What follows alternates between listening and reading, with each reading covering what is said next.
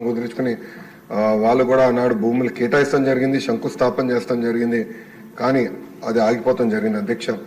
అధ్యక్ష 2019 నుంచి 24 చూస్తే అధ్యక్ష ఎలాంటి యాక్షన్ లేదు, ఒక్క కాన్క్లేవ్ జరగలేదు, ఒక్క పరిశ్రమ రాలేదు. అధ్యక్ష ఒక మంత్రిని బాధాకరమైన పరిస్థితి ఏంటంటే ఆనాడు ఒక మంత్రిని అడిగారు అధ్యక్ష, ఆ రేస్ ఏదో హైదరాబాద్లో జరుగుతుంటే ఇది మీరు ఎప్పుడు తీసుకొస్తారు ఆంధ్ర రాష్ట్రానికంటే కోడి ఇంకా గుడ్డు పెట్టలేదు, లేదంటే గుడ్డు కోడి పెట్టలేదు ఏదో చెప్పాడు అధ్యక్ష. అది దేవుడి తెలియాలి ఏం చెప్పాడు.